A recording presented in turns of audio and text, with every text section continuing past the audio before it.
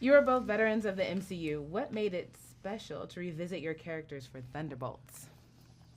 I mean, it's, it's an extraordinary opportunity to play a character. We both played these characters in Black Widow, and we developed this relationship, and we planted these seeds, and then you never know, like, what's going to happen in the future, what Kevin Feige and Lou Esposito have in mind for the future of whatever. So it's just an incredible privilege and opportunity to be asked back and to do this again. And I think we went in, both of us, kind of guns a-blazing, trying to mine this relationship as deeply as we possibly could and to pay off all of the things we set up and to plant seeds for the future of who these people are and how they can affect each other going forward and how they can need each other going forward. I think also just on top of that, Jake really wanted this movie to be a film that anybody could watch without having watched any other characters' backstory movies.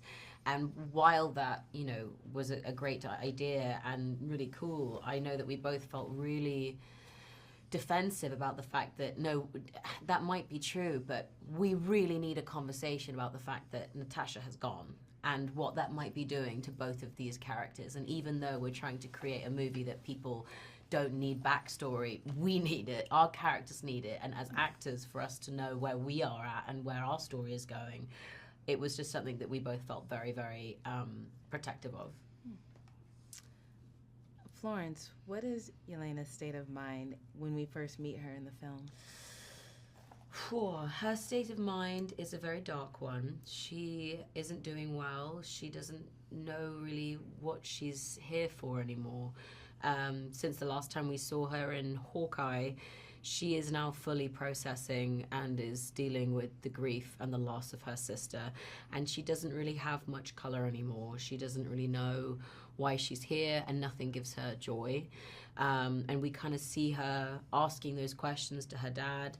After a year of not seeing each other, we see her really trying to fumble and figure out how she can make herself want to wake up in the morning. And it's something that we watch and we all can recognize as someone that needs help. And it's through the movie and through her opening up and her being there for people that she actually begins to feel that love for life again. David, tell us what's happening with Alexei now that some time has passed. From the events of Black Widow, he's sort of on an upswing at the end of that movie, and he is not on an upswing now. He's not in a good place. He has a limo business, which is not thriving. He thought he would come to Washington, D.C. and literally be embraced by the American government as perhaps the next savior of America, and it didn't turn out that way. He's living in a studio apartment with a crappy limo business, barely making ends meet, not talking to his daughter. Though. What? It's a great smoke machine for the real thing. No, I'm not even talking to his daughter because he is unable to process the guilt around Natasha's death. He's unable to process, what it means to be a dad to her or what he has to offer her. I think he's lying to himself in many different ways and desperately clinging to some former glory. And so that's where we find him. And it's a great place to start because it means that he has a tremendous journey to go on should he choose to accept it. And luckily in this movie he does. What makes this band of heroes relatable? Oh, that they make so many mistakes. And they hate themselves. So much. And they're struggling to work with one another. They don't know how to share. They don't know how to. They don't know how to ask for help. They don't know how to ask for.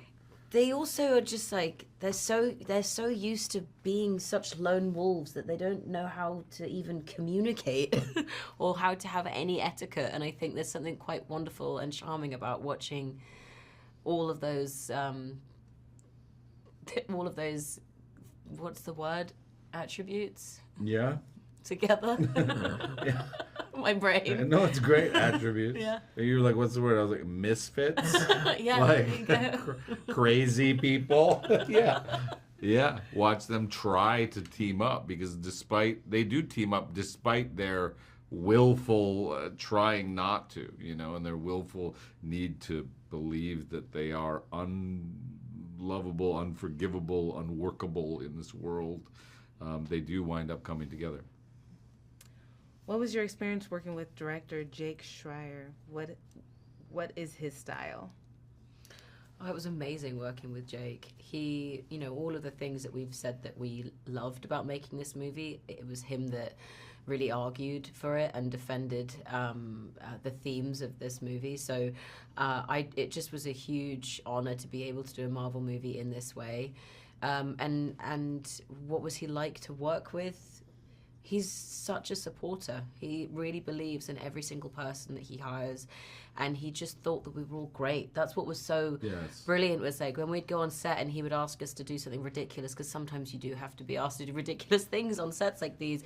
He'd be like, now I know, but can you just trust me because you're amazing and you'll sell it? And you're like, okay, I'll do the thing. He did make us all feel very loved. So loved. And it was genuine. Like, I think he says it many times in interviews, and I believe him every time he says it, he just says, like, why'd you want to do this movie? And he's like, this cast. Yeah. He's like, can you imagine having this cast together? Yeah. And you're just like, oh yeah, you really do love us. Really loves us. And that's a beautiful thing to walk onto set and know that you're going to be taken care of by a director in that way and not compromised for some other department. And so it was really nice. Last question. If you could use only one word to describe this film, what would it be and why? Surprising. What about you?